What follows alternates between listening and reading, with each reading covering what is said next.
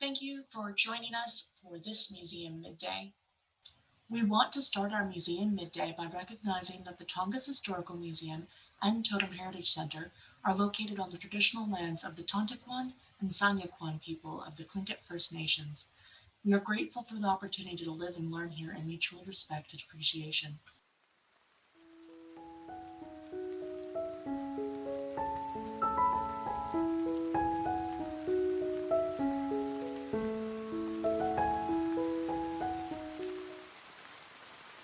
I am Brooke Ratzat, and I'm a photographer and a lifelong Alaskan.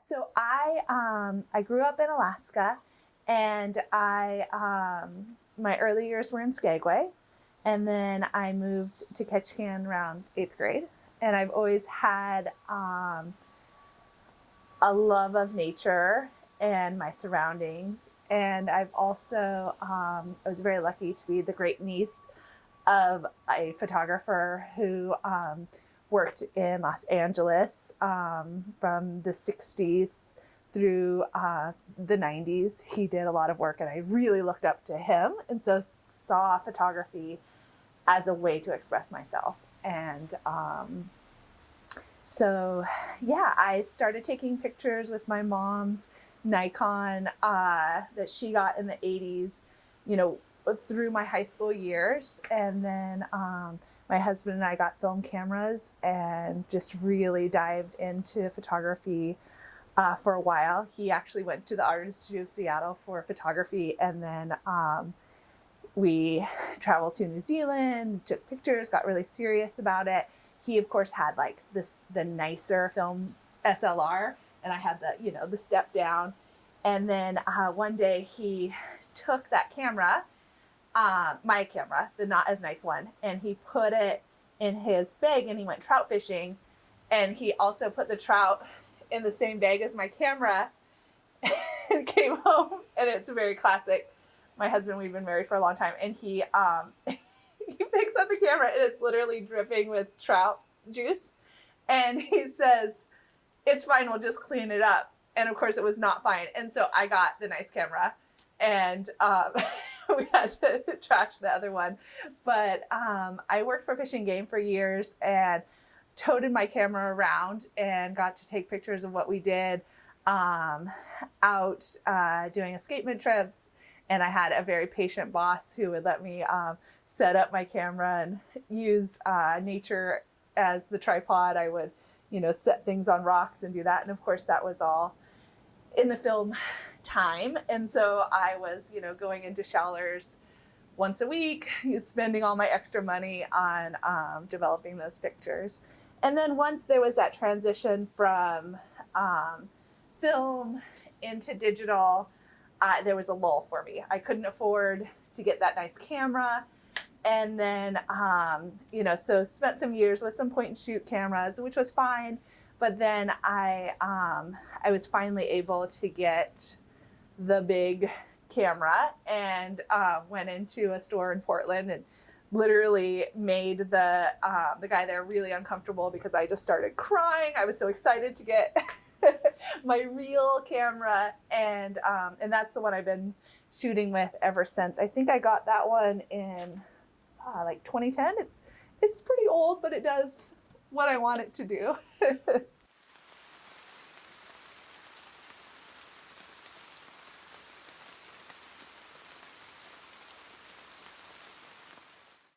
Absolutely. I do a little work with people as well. And whenever we talk about where we should go shoot, I'm like, well, anywhere. Like I want to be like, oh, we have to go to this certain spot. But I mean, just look at it. Everywhere we look here, there is some incredible backdrop. I took an opportunity before we started filming to take pictures of these amazing lichen puffballs here. But yeah, it's just, we live in such an incredibly beautiful place, and it's wonderful.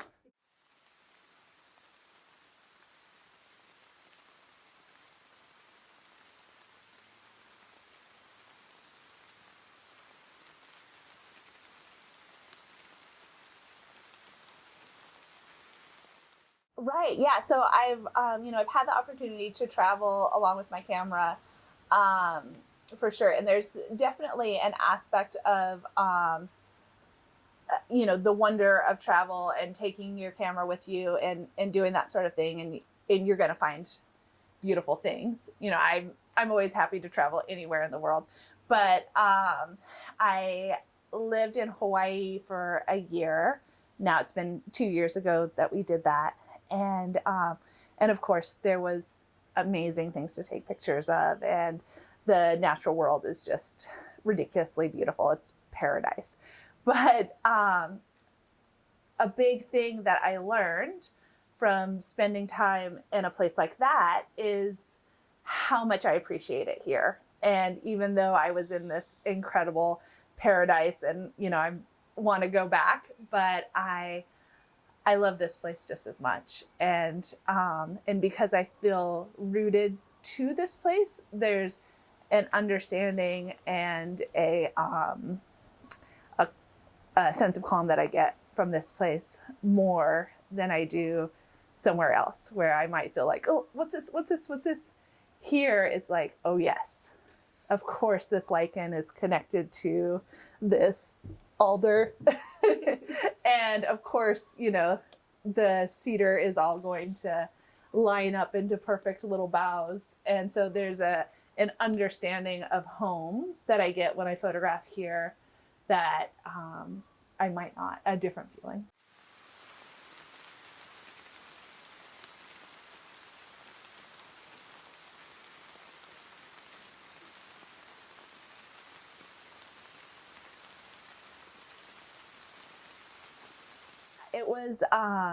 It's really interesting to look back, um, from just what we've learned with science and how different our perceptions are. Right now we're filming, Erica's 6 feet away from me, and but I have my mask in my pocket. When we filmed for what we did for the opening night, we didn't even know how far apart to be. We didn't have masks in our pocket. It was such a different thing. And that show was all about flow and, meditation through photography. And so I really needed to take those lessons of changing direction and perspective from that show and put it into what we did. And of course, the wonderful Arts Council really supported everything, and we really did our best to present something I'm really proud of.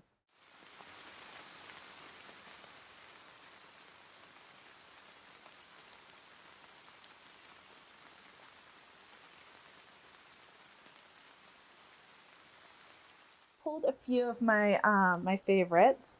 We're doing a house build project right now, and I swear there is sheetrock dust on everything in my life. All right, so and I'll do the share screen thing so we can get a big picture. Perfect. Once you select them. Okay, so this is this like this. Yeah. So this is the setup for the actual show. I hung the pieces on strings from the ceiling and then anchored them from rocks from the places that the pictures were taken. So this is a little bit of that gallery show experience. And of course I can wax poetic about it for far too long, but here are those.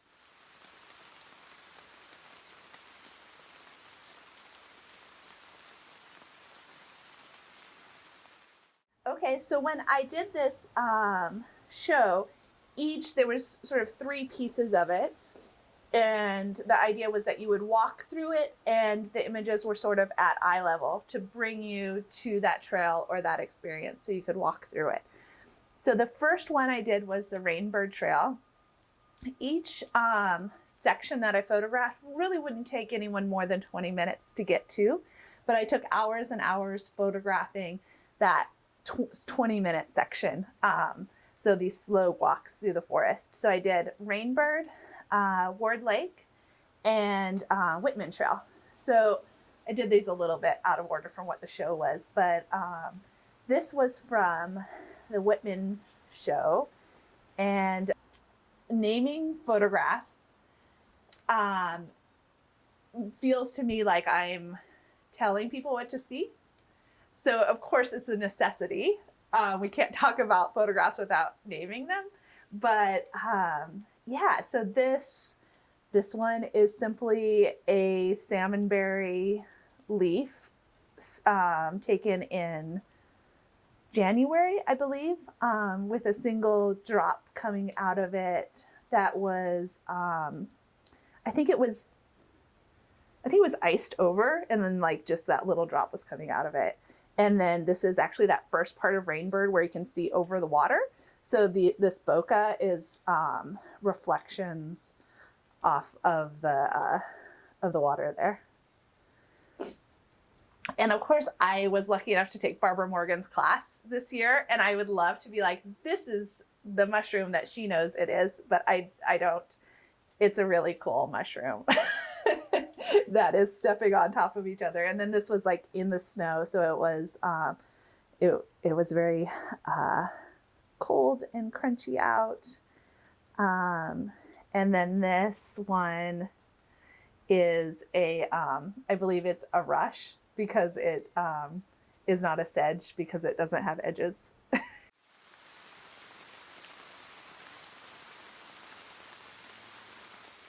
Oh yeah, and just getting, that knowledge from Barbara is absolutely worth it. And at least now I know how to properly look up what this is.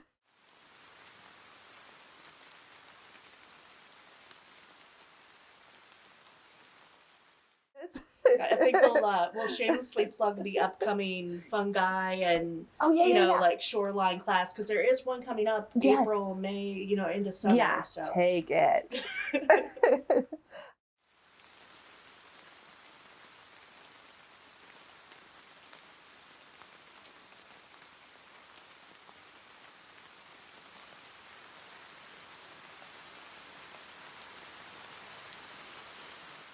Okay, and actually this one now is in the collection of the museum. And this little slug friend, my daughter drives me nuts. She's 7, and we'll see some pictures of her too. She hates slugs, and I'm like, oh, they're just magical.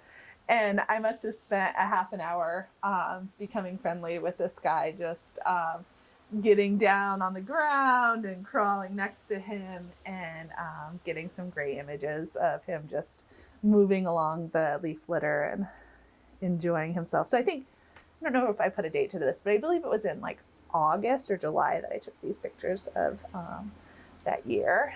And now this is Ward Lake.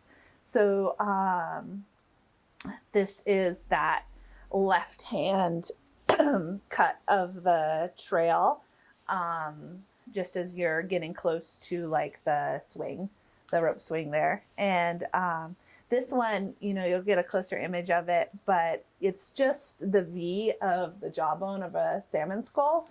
And then reflected over the top of the water is the reflection of the sky. So this is one of my favorite images.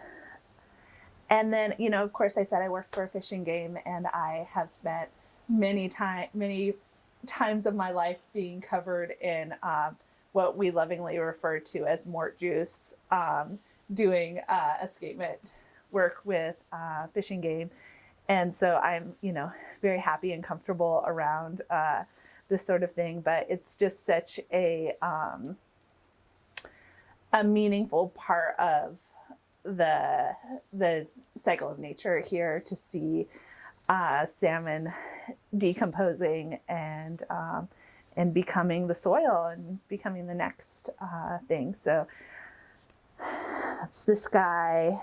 And then this one as well, where this bottom part is actually a reflection in the water, making the hole of the salmon right on the edge there.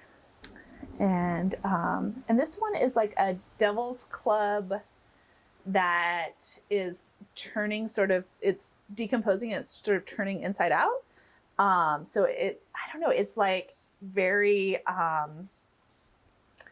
to me, of course, like I hate putting something on what it is, but I feel like it has like a very like sensual kind of look to it, but then it also has those little devil's club spikes to it. So it's got like sort of alien, yeah.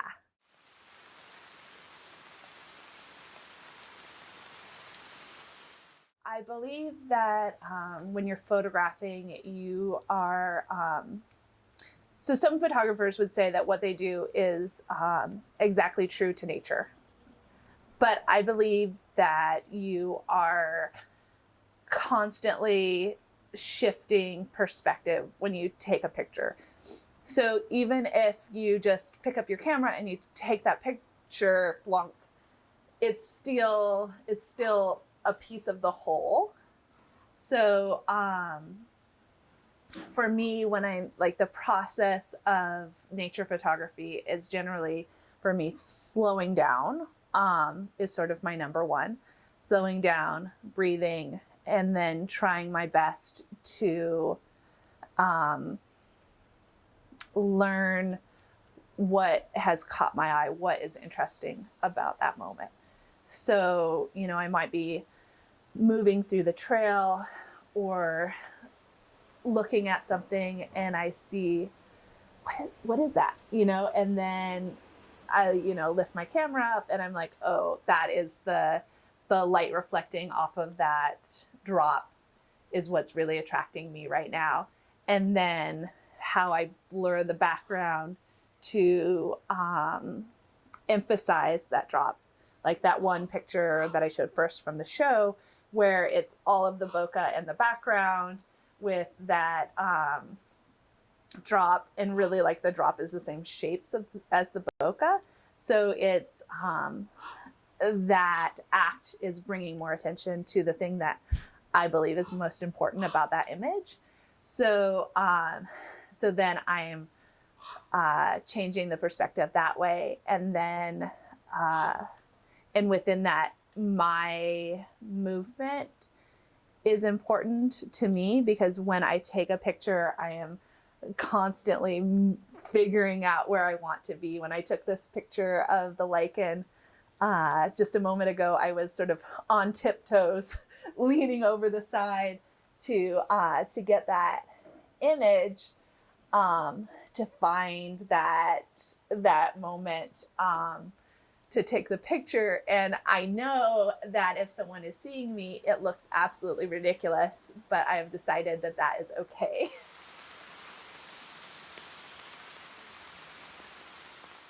So I'm not, as photographers I spoke to will figure out very quickly, I'm not a very technical photographer. They'll ask me what kind of lens I use and I'll have to look at it. I'm not that person. So if you are a professional and you are listening to this, don't make too much fun of me. But bokeh is, I believe what bokeh is a reflection of light back into the camera, and it creates sort of these round bubble shapes. And so it is sort of blurred, but then it is also has a shape or a quality to it that you wouldn't see with your naked eye.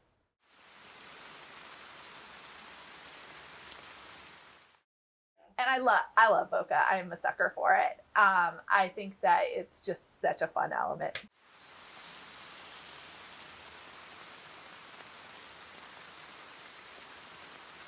Like when I took this picture, there was enough light. So with that picture, the light was shining through the broken up leaves or branches behind it, and that was creating the bokeh. But the whole image didn't have it, and so I was able to make that like light bokeh up, and then my puffball lichen.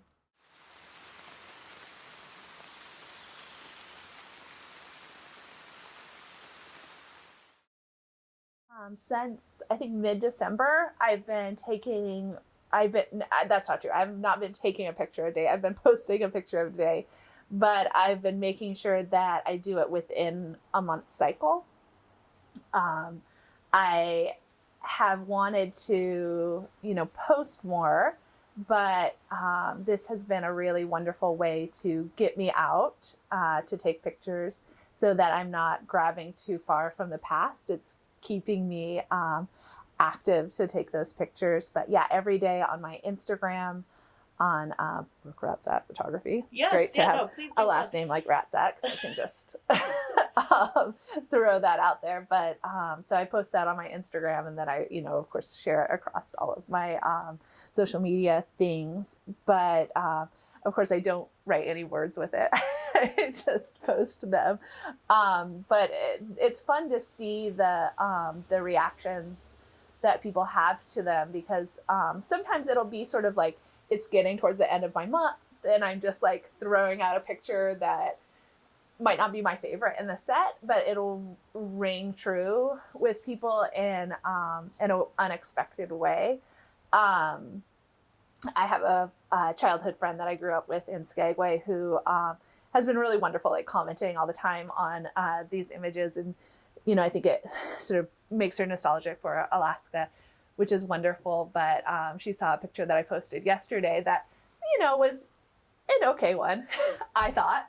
But then she was like, this is just what I needed. Thank you so much. And I told her that it gave me the boost I needed to do this thing today. So yeah, it's really wonderful to see how things resonate with people. And so I'll go back to that idea of framing. Yes. So, framing with the camera, and then I get to play with it on the computer later. And I do all of my editing just on my iPad here that you guys saw, and I use Lightroom. And again, I'm not super technically advanced when it comes to doing that editing piece, but I do spend, I'll spend a few minutes per image changing it. And I think the big thing that I change often is framing, which is interesting because it's like how many layers that I went through, like, oh, that was interesting. Oh, I'll move this way and that way and take it. And then I get it home and I look at it and I want to frame it in a different way. And then I will, because I do black and white and color. Usually for me, if I decide if is the shape the thing that's moving me about the image, or is it the colors that move me? And sometimes it's both. So sometimes I will just keep a black and white and I'll keep a color image of both of them. But yeah, so that's a big one for me as far as that like layer of filtration and framing. And then you have this thing that you give to an audience and they have a completely different feel about it. And I think that is wonderful and also intimidating and frightening and wonderful. There was a part of me that was delighted that the art show didn't have a live audience, that I had to stand by to hear what they had to say about the pictures and have that interaction. But now a year later, I really wish that I had that. So yeah, if it wasn't sort of frightening and scary and hard, then it wouldn't be as worth it.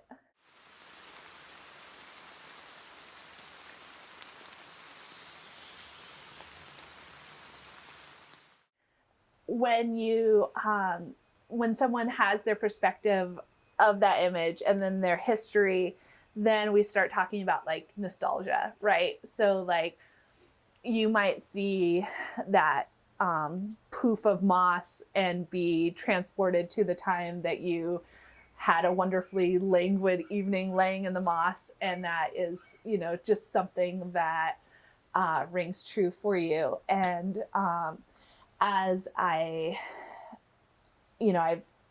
going through the images to pull some things together for today, it was a really wonderful exercise in nostalgia for me. And that is just such a wonderful gift that photography can give to someone, because, you're capturing a moment that is important at that time, but the importance of it becomes more and more. And I know that we all have that thing where we think we have a memory, but we're not sure if maybe it's just that photograph that's always been on the refrigerator. How rude.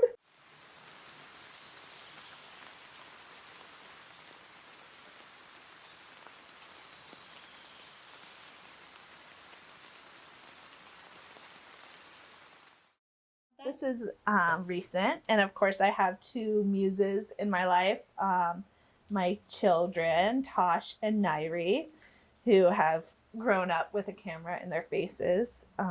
Lucky kids. They're mostly pretty used to it. So this is my kiddos. It was actually Valentine's Day this year. It snowed like crazy, so we went up to Whitman and got to play Snow and Nairi and Tosh. And then here they're just, sharing some hot chocolate and giggling. But it's a wonderful thing about me shoving this camera on them their whole lives is they are so comfortable in front of the camera. There's no tension like there is when you're doing something more formal with photography. For me, when it comes to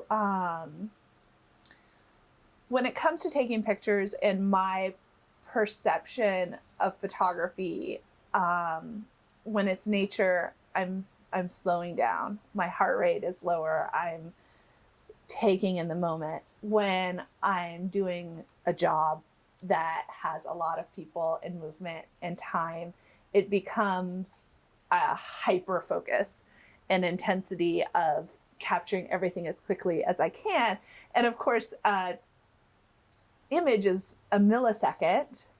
And I love digital because there's no problem taking as many clicks as possible. Here's just a little set of some of my wedding photography. And I've been lucky enough to photograph some of my friends. This is one of them in Oregon. Her name is Miranda. And for me, something like a wedding is just all about emotion, right? And so this was just a fun, joyful moment. So having to, when you're taking pictures in sort of these sort of instances, it becomes about sometimes interacting, but mostly trying to disappear with your camera to get sort of images like this. And this is a wedding that I attended in Hawaii, and this is actually my sister, and she is best friends of the bride. I don't have a picture of the bride in this set, but there's her reacting and to that. And I do have a picture of the bride. This is her getting ready, just a little edge of her eye with the makeup artist taking care of her. I love those tender moments. And here's a wedding I took this last summer, which was really interesting to photograph with like the tight mask on and doing that whole experience. It's the lens gets fogged up. I'm a sucker for tears and in those moments of emotionality. And of course, this is the beautiful bride, Katie, during the ceremony. And then, this isn't a wedding picture, but since I showed you a little bit of it, this is Waldo and Jessica at a shoot I did this summer for those guys. But so a little different from staged or, taking action shots of a wedding versus your kids sledding or, Yeah. So I will tell myself that I would rather take pictures of nature than people, but then I get an opportunity to take people pictures and I'm just moved, and I love that interaction. It just happens to be a little hyper focused for me. The most hyper focused would be when I've shot wearable. That is probably the hardest job I've done. January, was it January? February's museum midday this year was with a panel of some of those artists who've been involved. So we've become full circle. Yeah, so layers of intensity for me where I want to respect the artist and the models to give them something back from that performance. And of course there's videographers doing beautiful work as well. But so doing that for me, not disturbing the audience too much. I know that I'm doing it and I'm sorry, but that's always sort of in the back of my mind. And then they're moving so quickly and the light is changing, and I don't like to just do one night, so I'll do 2 nights, and usually the rest of the week I can't move because it's nonstop squats because I'm trying to get those perspectives and images. Yeah, so this is Kelly Mogg. This was be 2018, I believe. Yeah. And then Shauna Lee and the Ratfish Wranglers. When I asked her permission for this, she said, "I'm saying off with her head." She knew just what she was saying in that picture. And then this is Katie Widness, who is modeling for Anne Freshley, who incidentally is one of my favorite artists that presents at Wearable.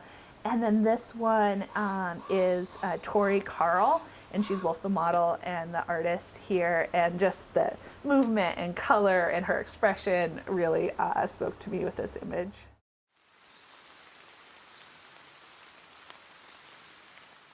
Just sort of flippantly said, I would really love to take some pictures of old boats, and that worked into a project that I'll be doing with the museum this summer, where I'll be photographing working boats, old wooden boats, for the museum. So for the future, and I am over the moon excited about that project. We're just sort of in the meat of it. We've selected the boats, and this week I'm going to start calling fishermen and saying, please let me aboard. I want to capture those moments.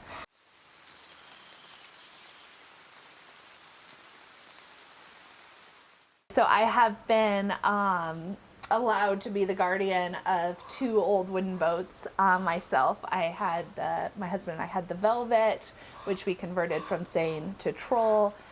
She's no longer with us, but that experience of, heading down the channel, going to Sitka and getting a call on the radio where they said, oh, I know that boat from, 1970. There was this family living aboard, and just getting to be the capsule for those stories was just incredible. And then more recently, we had the Carol W., a wonderful little blue boat that we fished for a season. And again, just the nonstop stories and appreciation for that boat is important to me.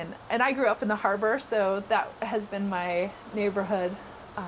So for me, the top rung of what I would love to see is boats working with people on them. So I know that some of these are going to be at the harbor, which is fine, but please take me out and let me photograph a set or 2 or what have you, because I really want to capture those moments of working boats. And I got to do that for a whole season aboard the Carol W. When we were fishing, and I want to get back out there and get some fish slime thrown in my face. So please.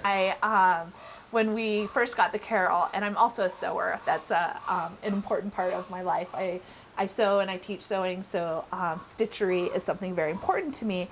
And we were cleaning out the boat, and I, so silly, but I grabbed a a little curtain between rooms of the boat down into the bunk room, and I took a look, and I could see the delicate hand stitching of the cloth, and I just I lost it. I was like, whoa, because there was something powerful in getting to hold that piece of history, and also to be like, what do I do with this little thing? And there's just so much. And then sadly, a lot of these boats are reaching the end of their life above above water. So so this, I think, is a really important time to try to capture that. Yeah, I told you there'd be tears. Yeah. I didn't know when. No, we're excited. So that's an upcoming project. Yes. People will be able to learn more about that, how they can be involved. Because I think, too, the second part of that, like you were saying, people seeing a ship passing, and they've got memories of it. Yeah. So it's not just those who own it or operate it now, but it's just all through the ages. Right, yeah. So that is a really, that is going to be such a fun project. And I promise I won't cry all over your boat.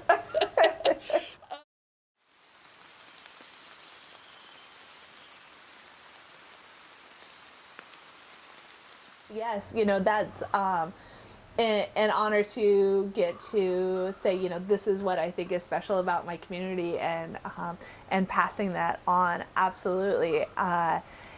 Would you like me to talk about some of the artists? So beforehand. We do. We've got so we have an exhibit online. It's also throughout the Ketchikan exhibit.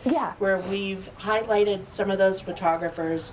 That's a changing portion of the exhibit, so we're always able to highlight some more of those people who really dedicated time and craft and energy to documenting Ketchikan. So I know you've taken a look at some of those photos and been through. Are there any that really stood out? Absolutely. I am not great at editing down the pictures in my own collection that I think are important. So of course I have far too many, but I went and screenshotted some of my. It's funny to think that when these photographs were taken, like this one was 1915, they really didn't know that someone would be taking a screenshot of that image. That's pretty crazy. So 105 years later, right? Amazing. Yeah. So it's just so lovely. It's just I'm sure you'll flip up the picture. We have got the screen up. Yeah, we got the picture. So it's just the wooden dock, this little trail, and just so many boats, little trollers all tucked in together, and gosh, how cool is that? And it really speaks back to these boats, because some of the boats that I will hopefully be photographing we're right there, snugged up alongside of them. And gosh, one of the images that all the photographers talked about at the last talk was the fog with the little cat, the fog bound by Alfred Malott. And gosh, I mean, it's just such a fantastic image. Not only could it have been taken yesterday, but it just puts you in that place. My husband and I, when we were first getting really interested in photography and learning how it all worked, we bought some high-speed film, and we went back through Creek Street on a foggy night and took pictures, because what's more magical than those areas covered in moss. It's fun how you talk about, because it's a time capsule. Sure, it's a photo from way back, but it could have been yesterday. Right. It could be the next photo you take tomorrow. Right. Yeah. So cool. So, oh my gosh. So another one by Alfred Malott is this totem way looking southeast of the Chief Johnston Pole. And to me, that, I don't know if I put it in my set, but it has electric wires in it, and there's just something about that slash of that electricity with the pole that's just leaning a little bit, that just sings to my how I think I would frame something like that. And so that one is super inspirational to me. I took one similarly in Thailand that was just all the electric wires with this incredible silver relief sculpture in it. So I was yeah, Alfred's my man. So of course I had to pull one of Schaller. And I say Schaller, but maybe it's Schallerer. There's a lot of ers in there. But it's Morning Fog. It is what looks like, gosh, are those tenders? Just proud ladies in the fog delivering their catch. So cool. Okay, and I'll name one more. Would be another one by Shallard that is a man sorting fish on the slime line, and of course he's like stabbing them and moving them, which is like such a big no-no now because we are so much more precious about our salmon. But just that the movement that he captured in that image, and again, like, that's forever ago, but takes me right back to when I worked for Fish and Game and would see that same movement happening now. So even though I'm not there, I still feel nostalgic for that image. Absolutely.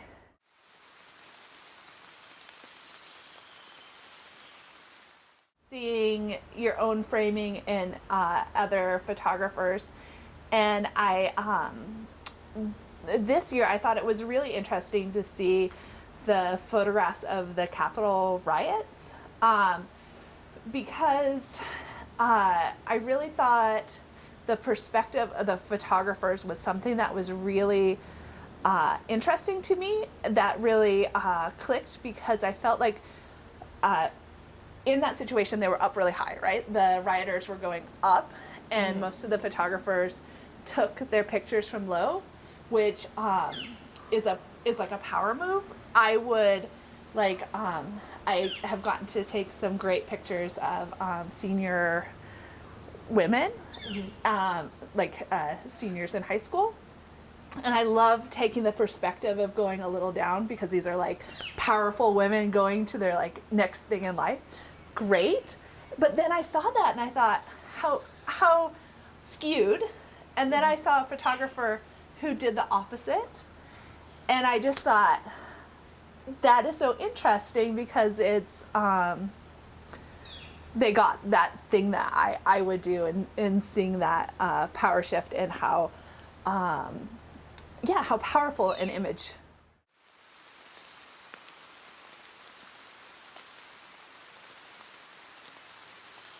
Yeah, I primarily use Instagram. I love a good social media situation. I love bokeh, I love social media, and I love a good power picture.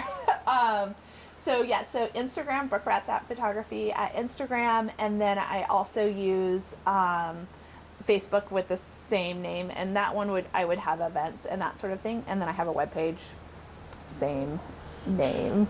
But I am always open to take pictures, so if someone has a project that they're interested in working on, I would love to join in with that. And then of course I can make a nature print or two for people too. What was I going to say? Oh, I also just found out that I'll be in the Tidal Echoes University of Alaska publication that they do once a year. Just found out the other day. I didn't look at the email right away because I thought it was just like please take another class email. But yeah, I'll be in that. Fantastic. Which is what. Well, yes, thank you so much for joining us for this museum midday. Yeah, thank you. We'll look forward to seeing how folks can get involved in the boat project, and how you can capture and frame some of that history for us before those boats are no longer around for us to enjoy. Yeah, thank you. Yeah, it's timely. I'm very excited. Yeah. Oh, perfect timing.